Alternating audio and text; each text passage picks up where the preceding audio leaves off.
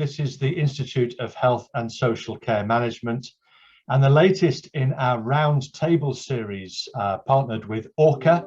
Today, we're thrilled. We're going to be talking about digital risk and managing digital risk, and I'm delighted to be able to welcome Dr. Lloyd Humphreys, who is the Managing Director of ORCHA, along with Dr. Tom Micklewright, who's an NHS GP. Whoop, whoop. Let's hear it for the GPs. Blimey.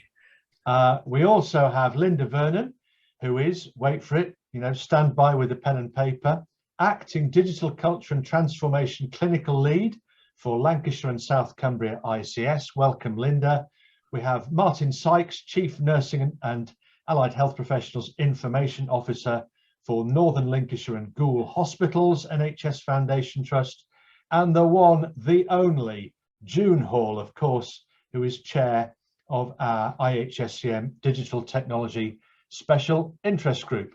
In the chair today, we have the one and only Lilley. Roy, without any further ado, I'm going to hand straight on to you. Thank you.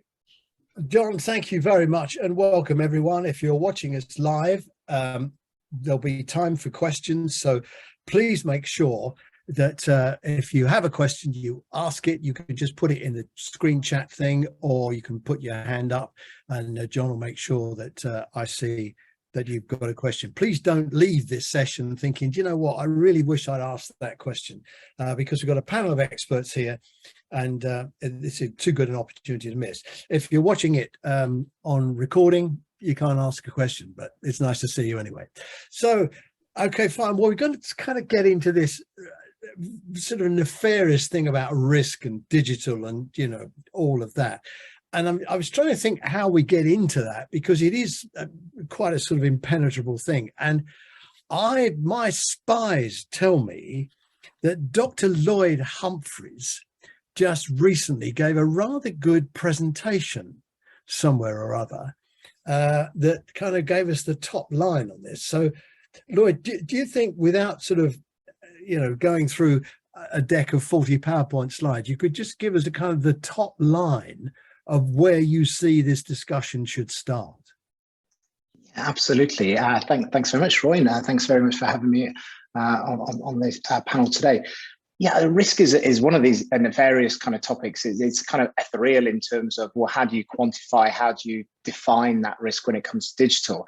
And the way that I anchor this is a recent OnePoll survey that ORCHA did.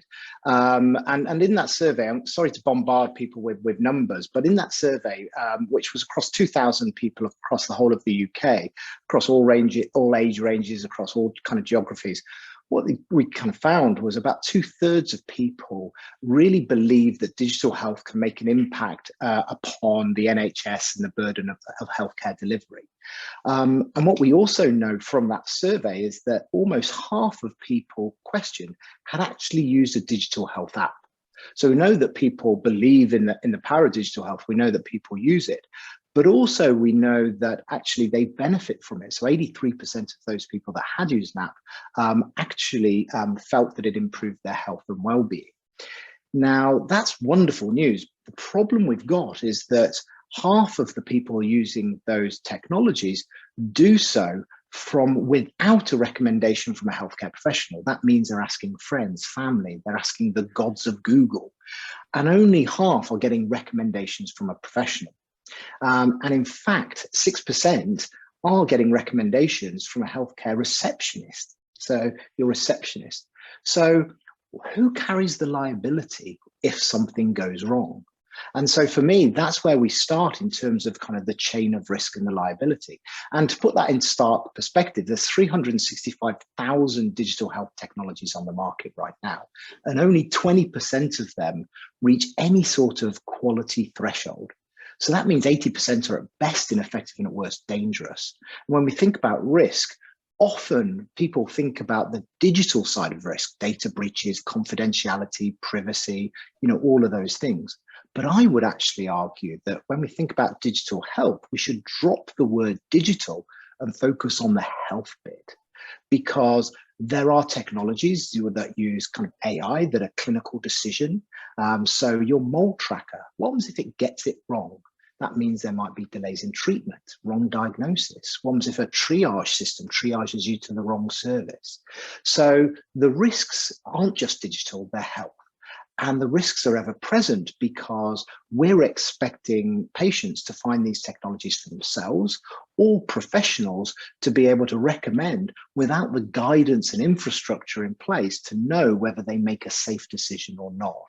And so that's really why we have to think about digital health as a risk. And we have to think about it like we would quantify and qualify any other type of health risk, any other type of treatment, intervention, or support that we might offer. And so is often the case. We don't kind of use that lens when it comes to digital health. We just believe kind of the good marketing or some of the evidence that might kind of come out. So we must be able to classify and quantify and be able to assess that level of risk. I'll stop there. I can probably talk about this for the next hour, but I'll stop there, and hopefully that gives us a little bit of a foundation for a conversation. Lloyd, it does, and thank you very much for that. I think it was very helpful, and it kind of leads me to thinking, well, okay, we've got all this stuff out there. We've all got apps. I mean, I got a phone full of apps and stuff. Really, I don't ever use any of them, but you kind of download them because they look like a good idea at the time. I mean, what is the entry point? I mean, let's go to Tom, your GP, Tom. You know, when someone turns up in the surgery and says, I think I've got a blood pressure problem, doctor, I've got this app and here's my readings for my last 3 months, I think you get a heart sink. I mean, where do you see, I mean, if we all agree that the GP is the gatekeeper for healthcare, fair enough, then the GP must be the digital gatekeeper. Is that a reasonable assumption to make? I mean, how do you feel about that? And blokes turning up with 20-page Google printout of the lump they've got on their big toe. Yeah, well, I mean, this is a problem we've been struggling with for a while, right, Roy? In that, you know, patients find out their own information online or from colleagues or friends, family, come in, present it, and there's kind of a sifting through that, correcting a few assumptions and misunderstandings, and then trying to kind of proceed with the facts that you have at hand. And I think it's even harder in digital health now because patients are coming with apps that they feel have a bit of additional credibility. I think, in fact, patients often just see the star rating on the App Store and will think that that's enough validation of the quality of an app. And then for clinicians, knowing which apps are the useful ones out of the hundreds of thousands out there in the market is really tough. And we don't want to just, we don't want to dampen down the enthusiasm for patients taking charge of their health and taking more accountability. So we want to be part of this, but how do we sift the wheat from the chaff when it comes to digital health? Bringing it back to that's a very good question. We're trying to see at the end of the hour if we can answer that. Let me come to Linda, who I'm tempted to say because of her background looks like she's on the fiddle, but that I won't say that. Linda, it's lovely to see you, and thank you very much. Now, you're a clinical lead in a CCG now, are you? ICS. And I was going to say, have you sort of done the transmogrification into the ICS? Yeah. Now, I mean, I've seen so many reorganizations, I forget, how many I've actually seen, really. But I do get a sense with this one that because there is a fair amount of flexibility in how organizations can organize themselves, the structures, I mean, I think that the layering is probably something that will be sorted out. I think there are probably too many ICSs as well. But fundamentally, I do see this as probably the last best chance we're going to have to get a lot of stuff sorted out. And one of those things has to be what the digital strategy is for these organizations, how they're going to be interoperable with others and so on and so forth. I mean, there's a lot of questions that we could ask you about that, but if you could just sort of talk about this issue of where does digital really fit in the ICS future, and are you aware of the risks, and what are you doing about the risks? Simple questions. Yeah, a nice loaded question. Thanks, Roy. And thanks for having us here. So yeah, so we're transitioning into the new integrated care board tomorrow, 1st of July, or Friday, 1st of July.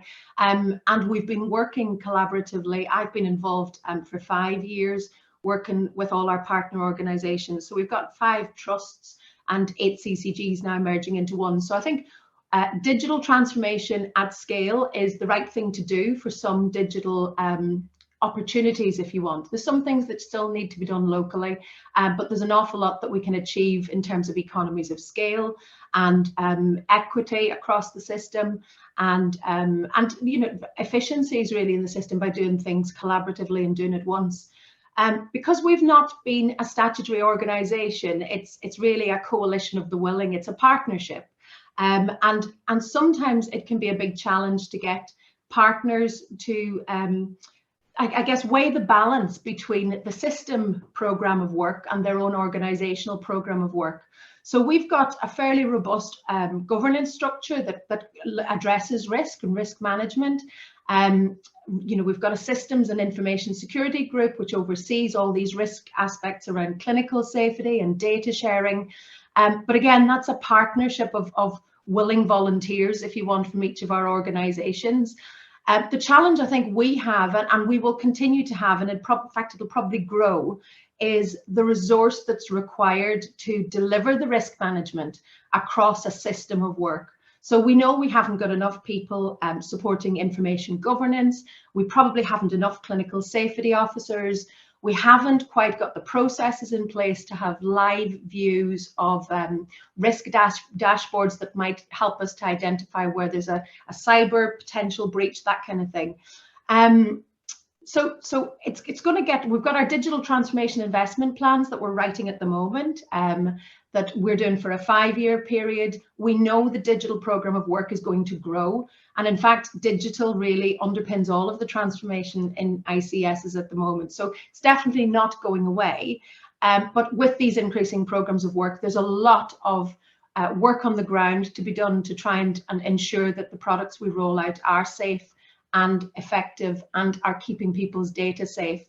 And I think one of the biggest risks is actually the risk to delivery and the risks to adoption if we haven't got the resource to manage the safety and security risks that are implicit in digital health.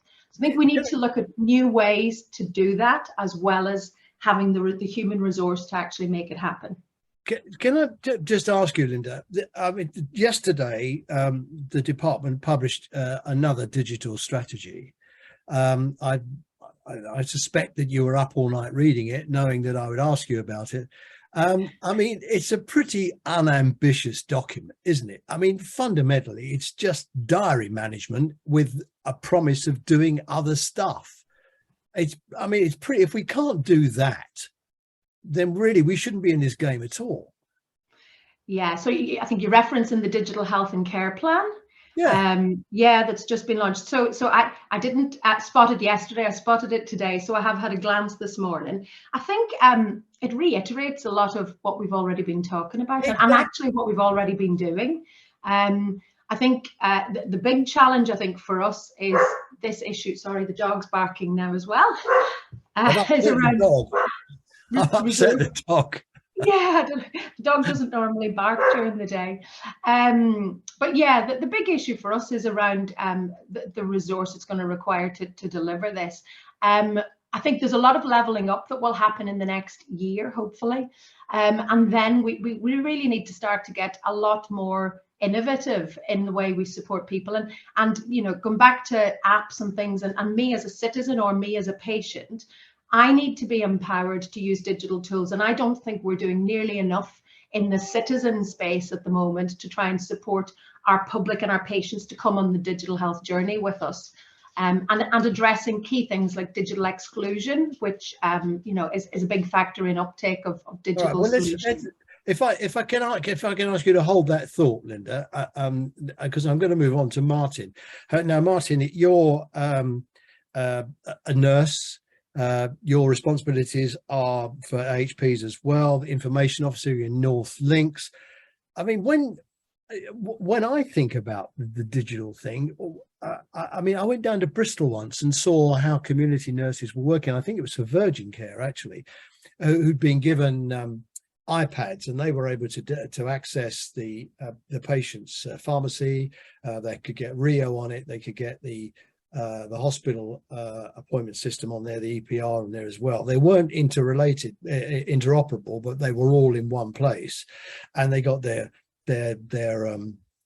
plan for the day downloaded the night before, so they knew where they were going. They had and they even had the Google Maps telling them how the most direct route to get there. I mean, but I've only ever seen it once, and I've not seen it anywhere else. And I don't know if anybody's doing it, but it does seem to me, Martin, that there is a big area for development in the digital space for nursing and community nursing.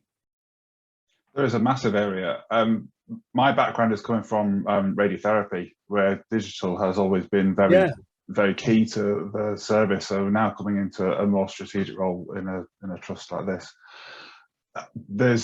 Where I've come into this is we've had our staff asking to use apps to help with their daily work, and I can't be assured that those apps are safe, as Lloyd kind of touched on it earlier.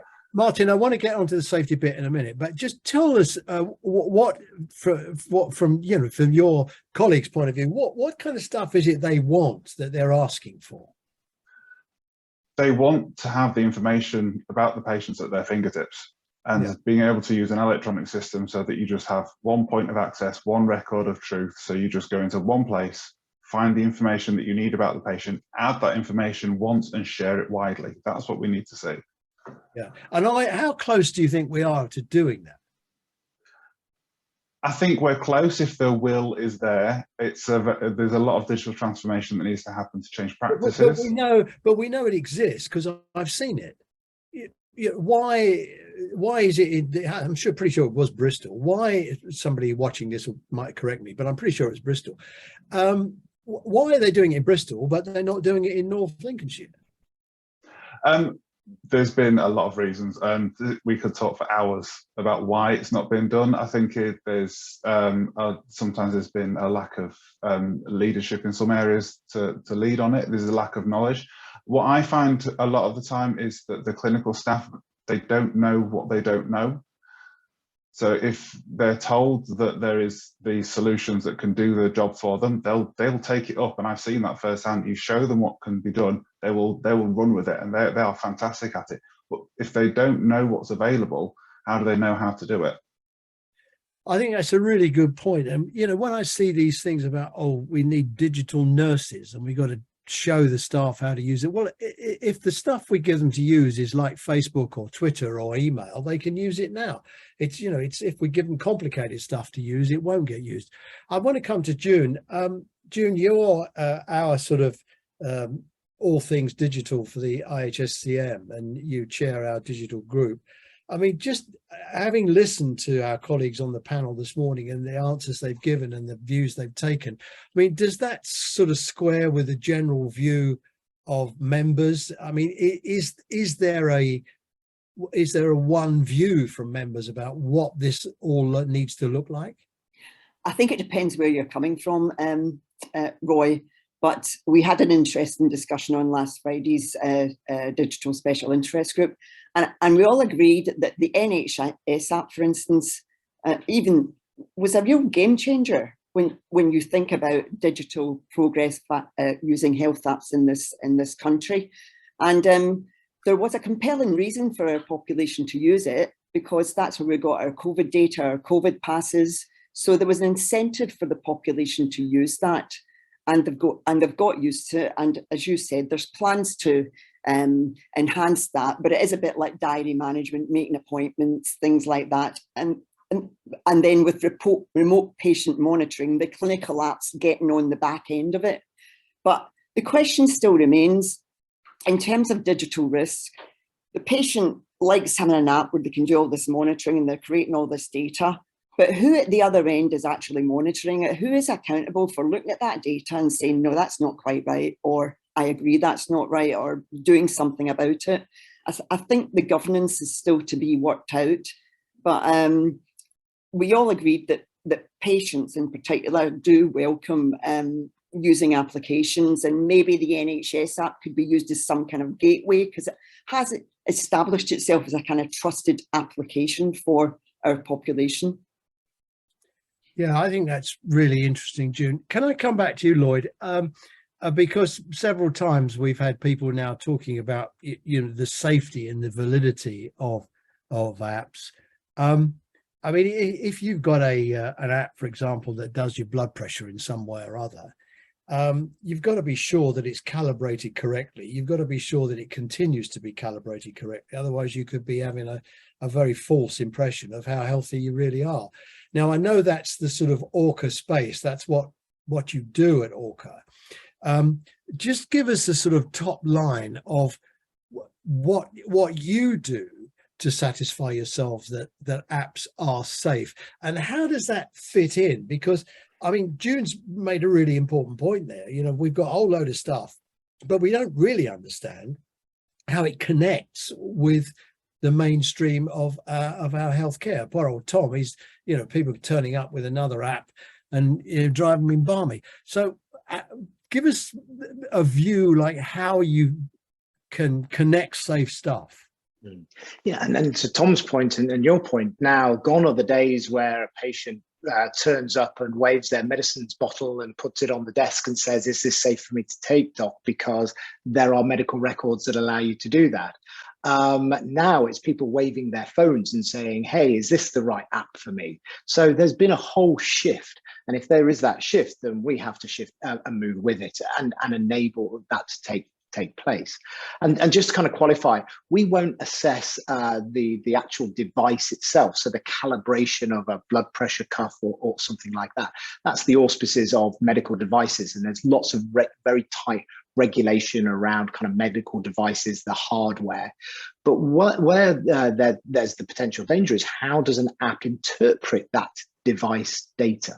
What's the graphs? Are they presenting the graphs in the right way? Is there evidence for the way that they're presenting that information? Or in the case of digital therapeutics, is it the right treatment approach, like computerized CBT? So ORCHA exists to help kind of navigate that space. And the way that we look at this is we look across 4 different dimensions. The first 2 are the obvious ones when you think about digital. The first one is data and privacy. What does it do with your data? Is it selling it to the right people? Is it keeping it safe? What's the privacy? All of the things that you'd want it to be compliant with, like GDPR, for example. And then we've got the other bit of that, which is security. Is it holding your very sensitive data in a secure way? Is it ISO 27001 cyber essentials and all of that good stuff? So those are the kind of the fundamentals, but we need to move beyond that, as I said right at the beginning, and have a look at the health aspect. What's the usability? What's the user experience? Is it inclusive in terms of accessibility standards? Is it something, to your earlier point, that you can just pick up and use? So usability is absolutely key in this as well.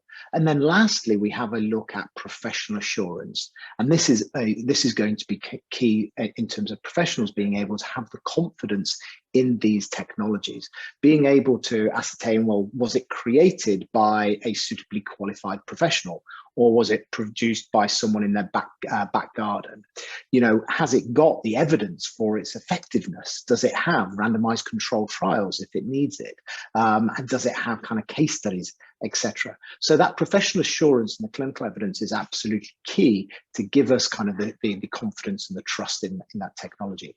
But we have to take a proportional approach to this, because digital health technologies comes in all shapes and guises, from an information site that just may signpost you to a service, all the way up to a digital therapeutic and a diagnostic. So we have to take a professional assurance and a proportional approach to this and hold it under the right kind of lens. Randomized controlled trials for those kind of prescription solutions, those prescription technologies, versus much lighter evidence for over-the-counter or information websites, etc.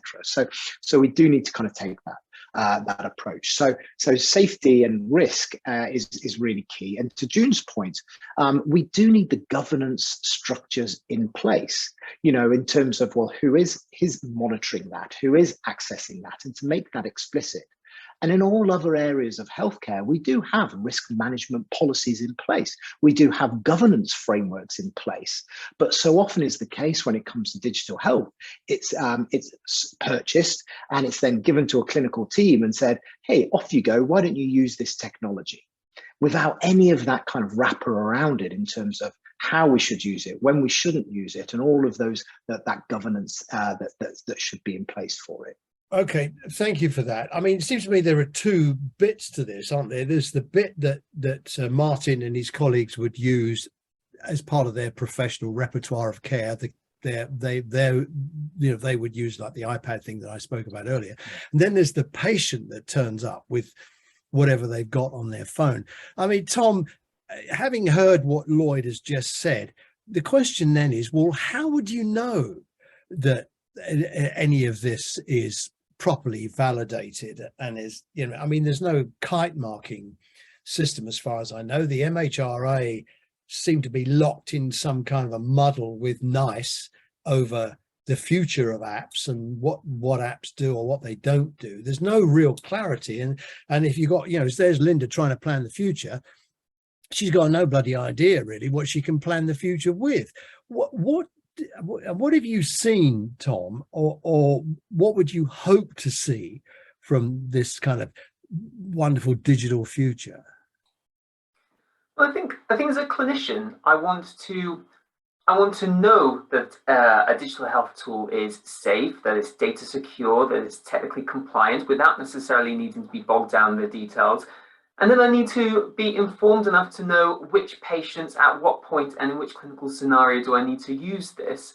So I think kind of the evaluation and the approval of apps is one part of the puzzle. But I think the other part of the puzzle is around redesigning care pathways and educating clinical staff so we know exactly where digital health tools fit in. And in the digital health and care plan that's just come out, you know, there's a lot of talk about the role that NICE will play in early evaluation of evidence and approving digital health apps, but there's still not much talk of bringing together all the various different frameworks into one easy place. And also not a lot of talk about how we then translate those approvals, that evaluation into a set of very clear instructions that says, this is how, where, and why. Right. And here's an interesting, let's take, I don't know, just take blood pressure, for example, right? Now, most people, you know, they get their blood pressure managed by pills and what have you. It's not a big problem, but it can be a big problem. I mean, you end up having a stroke if your blood pressure isn't properly controlled. It's a serious issue. I think we kind of look at it casually because so many people have got the problem, but it's still an important issue. So if someone comes to you and let's say they're on a course of tablets for blood pressure and you see them, and I don't know if you're still doing prescription reviews or what have you after COVID, but let's assume there is some kind of follow-up mechanism. And I turn up at the surgery and I say, okay, I've been on these blood pressure pills for however long it is, but I've got this app and my blood pressure is going through the roof. What would you do? I mean, I'm not going to put words in your mouth, but I will put words in your mouth. I suspect you want to satisfy yourself with your own kit that the blood pressure is going through the roof. Yeah, I think right now where we are, absolutely. I don't know the entire digital health app market, but to my knowledge, I've not come across a blood pressure monitoring tool that I could put my full faith in. So at the moment, yeah, absolutely, Roy. I'd bring them in and I'd validate them out myself. But having said that, there are some tools out there which I do have a lot of faith in. You might have seen that, you know, Sleepio recently got kind of its NICE approval, and I know that's, you know, one of the highest scoring apps in the ORCHA app library. So I think if a patient came through and they said, look, you know, I've been using Sleepio for 6 months and making no progress, what to next? That would be a very different conversation. But that's only because there's all the work and the awareness raising and the education that's gone into apps like Sleepio. There are plenty of other great apps and some not so great apps out there which we're just not aware of. And it's how do we bring those ones, the right ones, to the forefront of our minds when we're seeing patients? And let's take something a bit trickier. Let's take warfarin management, for example. Okay, now that's got to be right. and it can be variable for reasons that I don't think really a lot of us really understand. Someone who's stable with warfarin 1 minute may not be the next. There is an app, I think, that helps people manage warfarin. How would you feel about that? There was some really interesting research. I will answer the question. There was some research that ORCHA did about 3 years ago, and it was looking at what really influences clinicians' decision making when they're considering using digital health tools. And I think we talk a lot about the importance of evidence and clinical safety, but actually one of the most powerful enablers were peer recommendations and an NHS stamp of approval. Those are the things that really actually make a difference. It's clinicians talking to clinicians, it's clinicians finding out what other people within their sphere of influence are prescribing, and it's about whether an authoritative body is prepared to say, this is a great safe tool for you to use. So I think warfarin, the thought of getting that wrong is terrifying. But I think if we had the assurances from an authoritative body that the background work had been done, and if there was some clinical peer-led education and training that said, look, we're using this in practice, these are the kinds of patients, this is how you can use it safely, then I don't see why that should be any different from a new drug like the DOACs that have entered the market and replaced warfarin. But the thing is, actually, I think that is analogous here, actually. For a long time, digital health therapeutics have been treated very different from pharmaceutical agents, and they shouldn't be. We need the same level of governance, testing, assurance, and education that the pharma industry have had for many, many years. Yeah, I think so. I had 2 lens implants. When I got cataracts, I just had the lens implants, and they won't do them at the same time. They do them a fortnight apart. So you end up with a very complicated regime of drops you've got to put in with the antibiotics and keep the fluids going and all the rest of it. You have to go in at different times of the day. It's complicated with one eye, but when you get the second eye, it's at different times of the day, and it's all very complicated. So they gave me an app called Clever Drops. And it beeped on my phone, showed me a picture of the drops I needed to put in, tell me which eye I needed to put it in. And then I clicked to say I did it, and it sent a message off to the consultant, so he knew my compliance. I thought that was really clever. And I could see that in compliance regimes with all kinds of drugs, not just the complexity of having lens implants. But we don't do it. That really should be regularly available. I mean, if you were going to prescribe a drug, even if it was a generic drug, and you knew that with that drug the person could download a free app to get the compliance right, I bet you prescribe that over and above the one that didn't. I think it could certainly feed into the decision making. Yeah. And I think a lot of pharma companies are looking into whether they can support use of their drugs with some digital therapies as well, to help them with compliance, or especially those drugs where patients may need to titrate down on their own. Why wouldn't you have those additional tools? Yeah. The stuff is out there. It's the complication of getting it, knowing that it's there. And Martin, your colleagues must feel the same. I mean, now we're sort of moving into the brave new world of ICSs.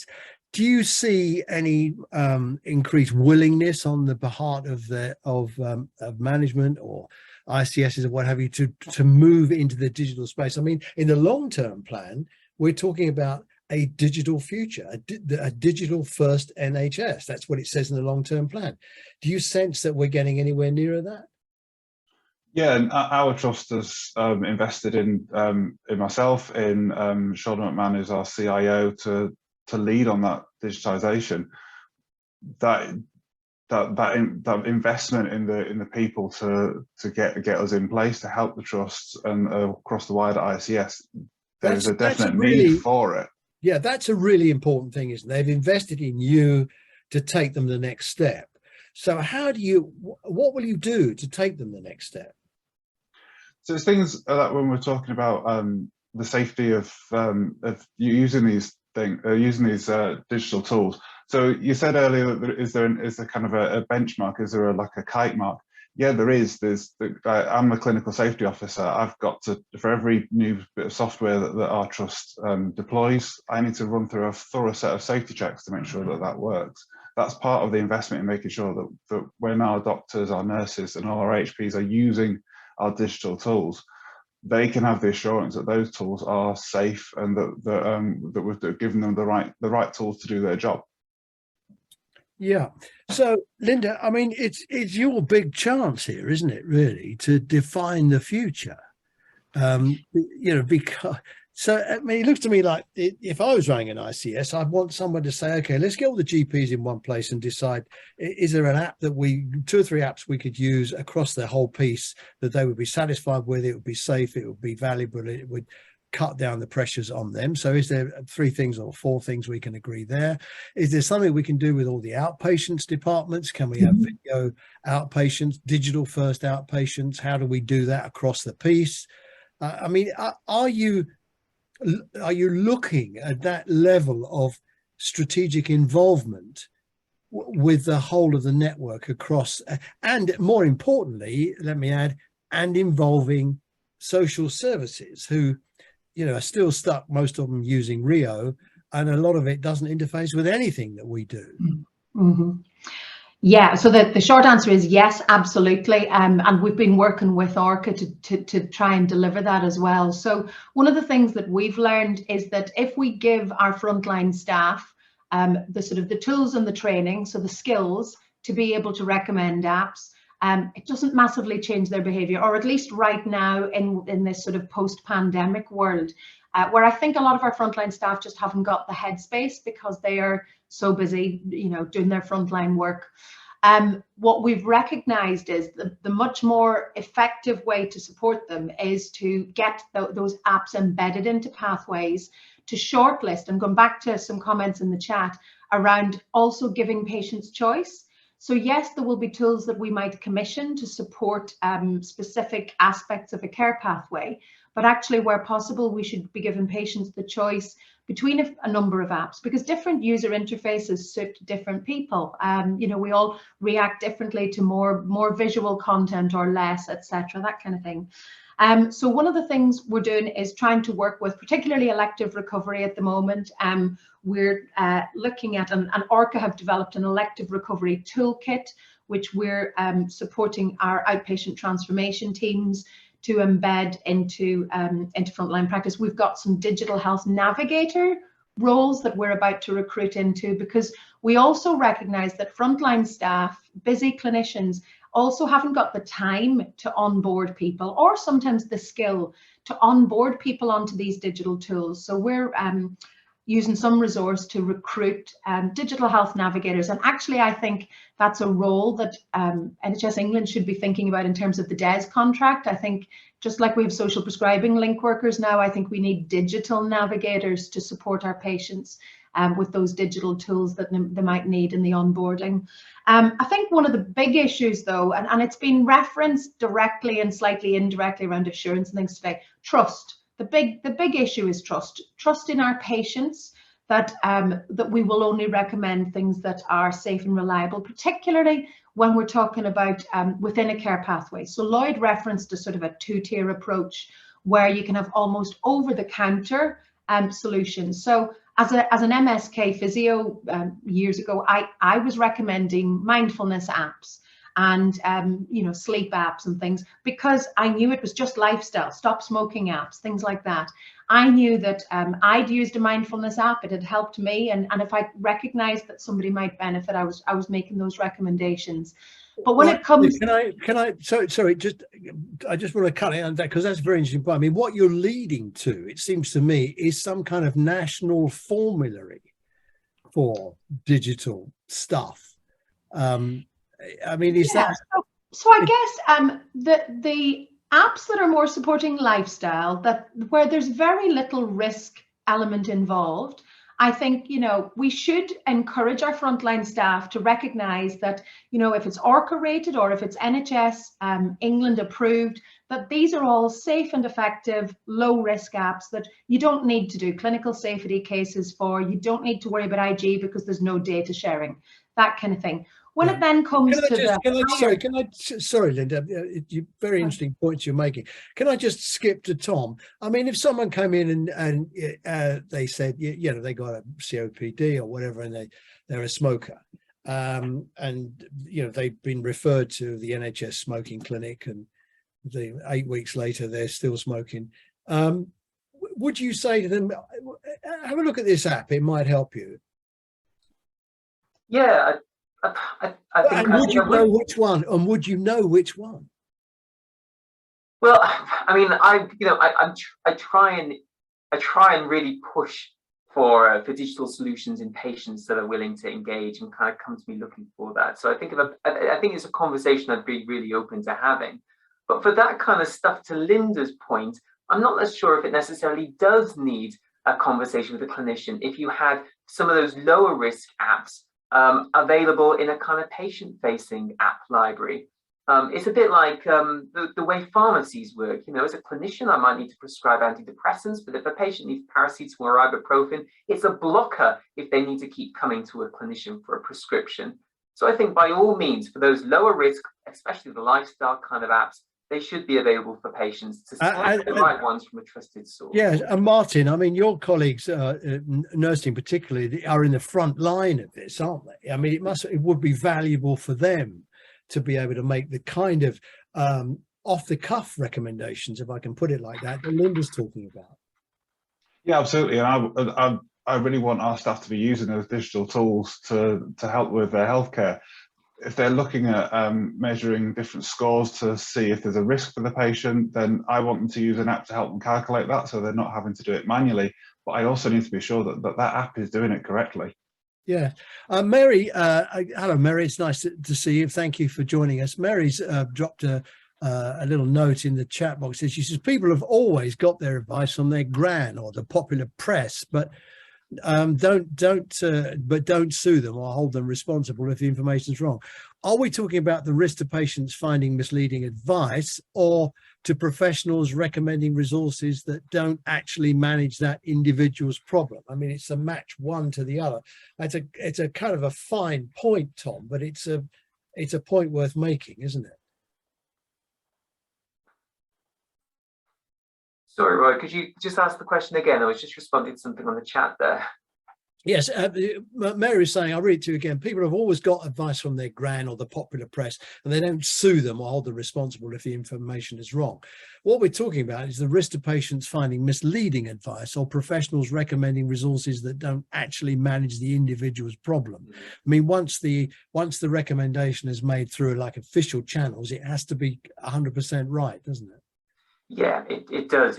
And this liability worry comes up again and again. And not just the liability to the organization, but the professional risk with the clinicians recommending apps as well. I speak to a lot of GPs who say, you know, okay, so my CCG or my ICS has published this formulary, but if I do something, the GMC doesn't have a statement on what happens to clinicians that prescribe health apps that cause harm to patients. So that's a really big concern, and the reason we need to pull some of the big organizations and stakeholders together to be a bit more directive, I think, in how we should be using these health apps. That's Tom, that's such an important point. And that may be at the heart of why there is a professional reluctance. Lloyd, what is your answer to that? That the clinician, I mean, the clinician says, okay, Roy, use this app. I end up either misusing it, or the app's no good and it does me some kind of damage. I'm going to be asking him for his GMC number, aren't I?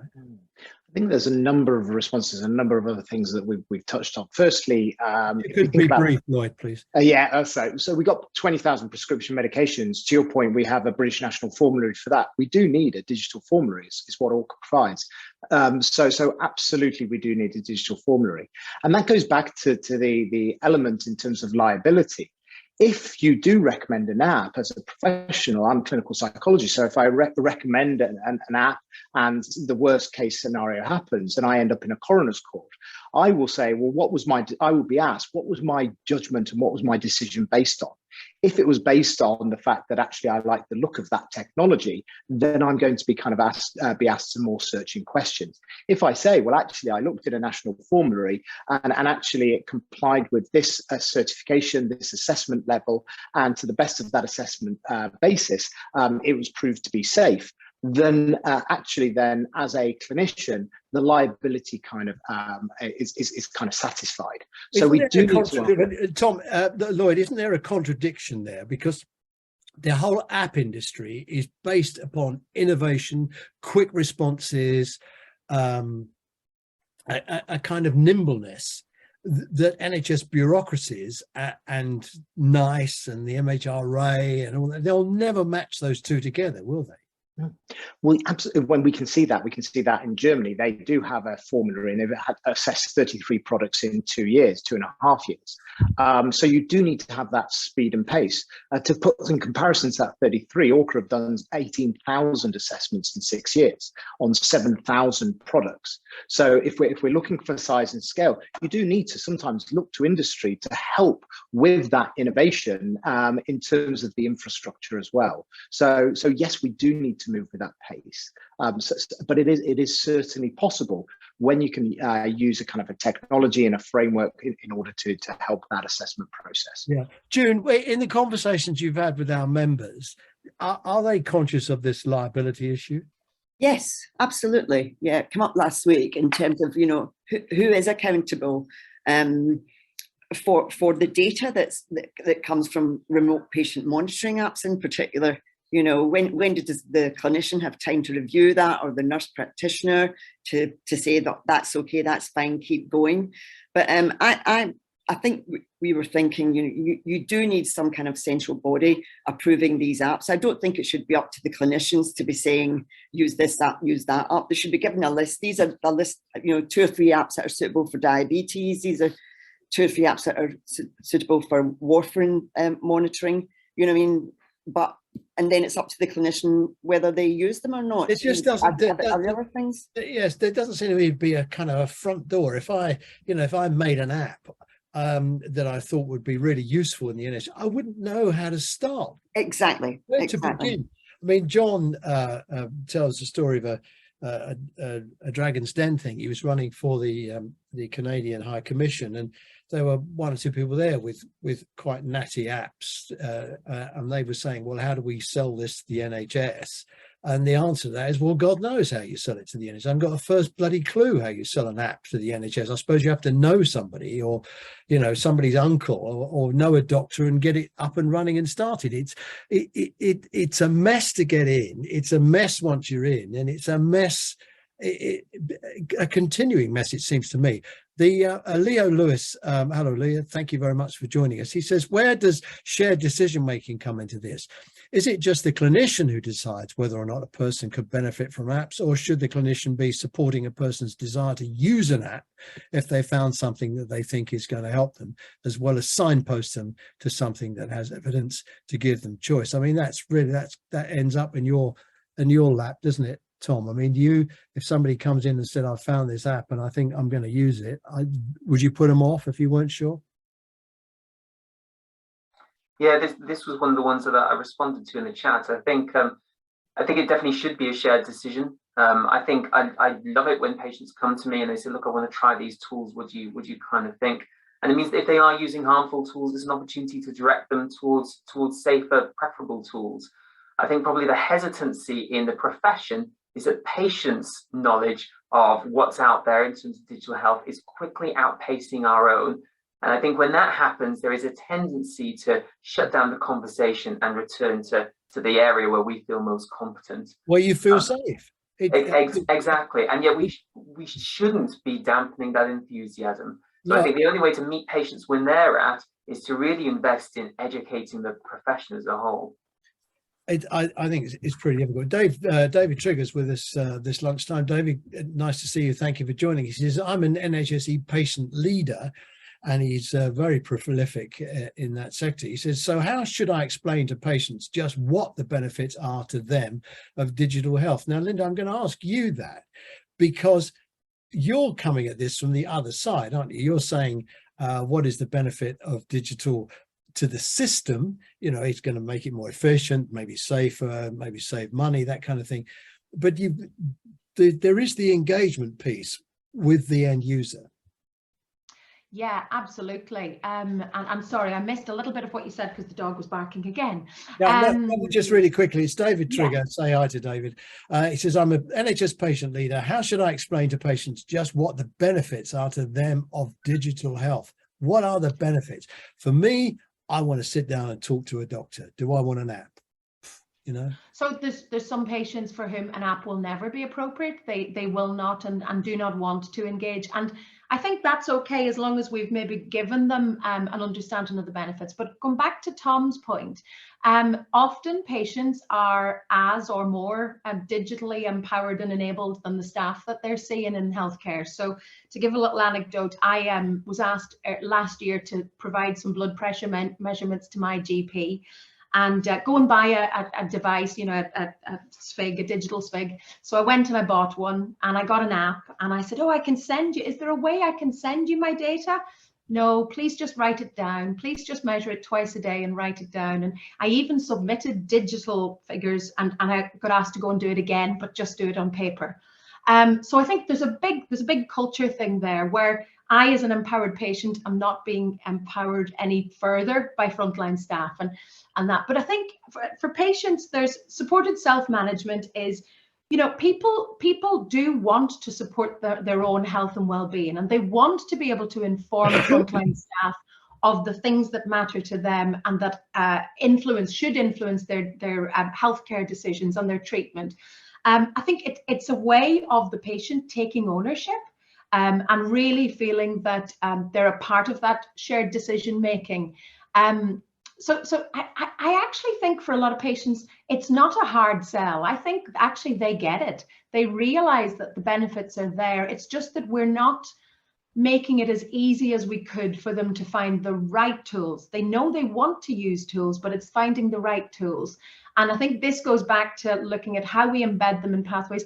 And if we're going to embed them in pathways, we need to be involving patient groups to help us to design them into pathways. User-centered design, whether it's in the actual designing of an app to make sure that it's fitting people's needs, or to make sure that we're choosing and selecting the right apps to put in pathways. I think it's really important we bring patients on that journey with us. It seems to me the place to start is with long-term conditions, isn't it? Because that's where the relationship with the patient has the relationship with their condition, and they also have the relationship with the people who are looking after their condition. Look, I've got an eye on the time, and I want to make sure you all have a sort of last say, really. I suppose, look, where are we on this? I mean, I think we probably all agree that we need some kind of a digital pharmacy or a safe list or something or other that is safe. And I'm not sure we quite understand how we're going to get from, I mean, effectively it's ORCHA, isn't it? With ORCHA running the Department of Health, perhaps that might be the answer, I don't know. Or maybe it's something else, I don't know. But I think, perhaps, let me come to you, Martin. I mean, what I'm interested in getting from you in an upsum, really, is how you feel about what a digital future really looks like, and whether or not, I mean, and be honest, do you think we're any closer to it?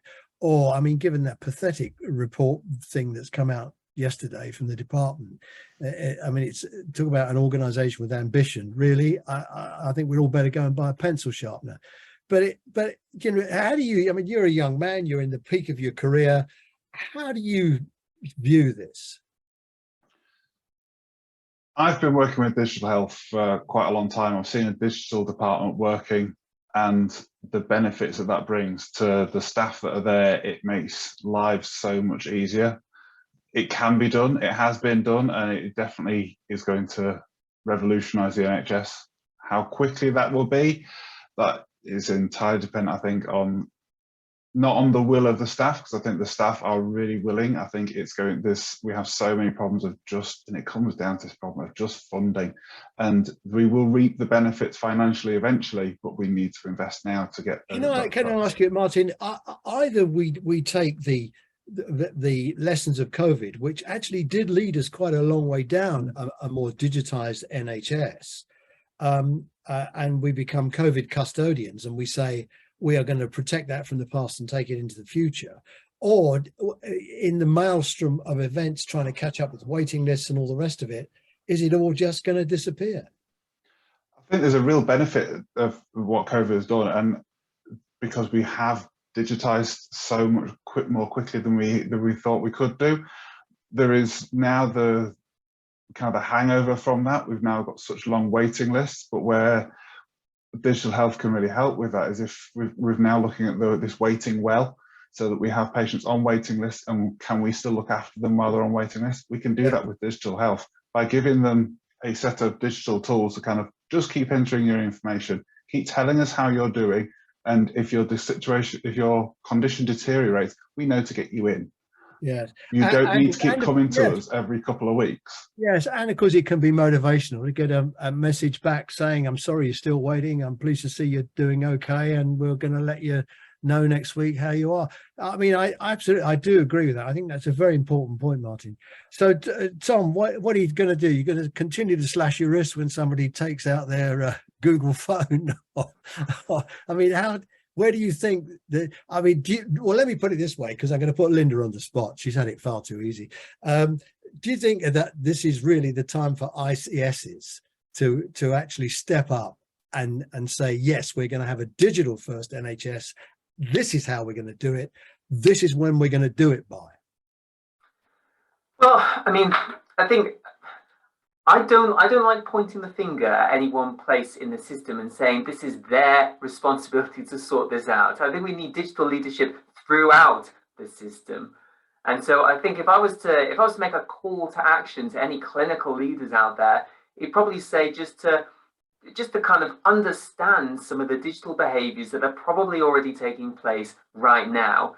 So understand, where are your staff using digital tools? What tools are they using? Where would they like to use them? What are patients bringing to us? Because I think until we understand it, we're going to carry on with this kind of under-the-counter culture that we've got around digital health, where no one's really sure what we're using or where the staff knowledge is at. And I think once we know that, we can then target our interventions. Is it clinical training? Is it pathway redesign? Is it getting a risk management policy in place, or using a regulated formulary like ORCHA?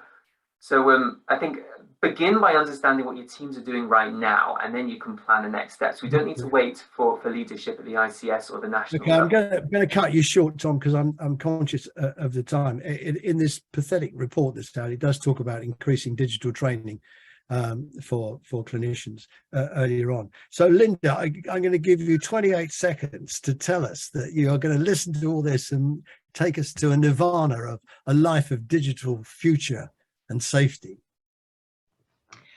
Yeah, so I think we probably all know that the biggest barrier to digital health adoption is culture and not technology. The technology is great, it's the culture and the behavior change. And I think it's interesting, Leo put a comment in the chat about citizens and patients being digital leaders as well.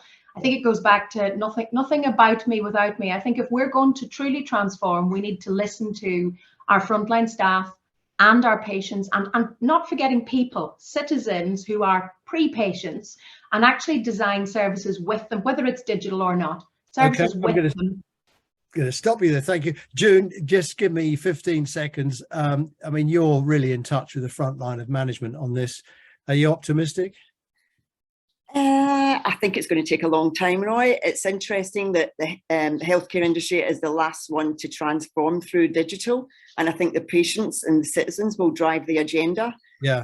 You know, just what Lloyd said, there's 325,000 healthcare applications available. So somebody obviously thinks there's a gap in the market, right? I absolutely, I agree with that. I mean, patients like me will say, why the hell can't I have a video consultation? Why can't I have it at 3 o'clock on a Sunday afternoon? Yeah. Okay, Lloyd, now this is a big test for you, Lloyd. I'm going to give you 35 seconds to sum up without mentioning the word ORCHA. Oh, well, you gave Linda 28 seconds, so I've used up those 7 extra seconds already. So I think what we need to do is to make sure that when we come to digital health, we consider it health, not digital. And then when we use that, we then kind of start to look at this in a different way, in terms of feeding it into pathways, in terms of having the governance, in having the training, in terms of being able to kind of have a single resource that supports professionals and empowers patients. So we need to drop the word digital from digital health. I think that's a very interesting point, and it's another discussion for another day. And Lloyd, thank you to ORCHA for making these discussions possible. They're really very interesting. Thank you all for joining us in your lunch hour. And I think I'm just going to hand over to John, because I've just about finished on time, and I claim my performance bonus. Yeah, your performance bonus. Well, I actually gave it you last week, I've decided. For those of you that don't know, Roy writes his very regular column. And I decided when he wasn't feeling all that great to send him for his birthday a bottle of Writer's Tears Irish whiskey, which I'm glad to say he's rather enjoying.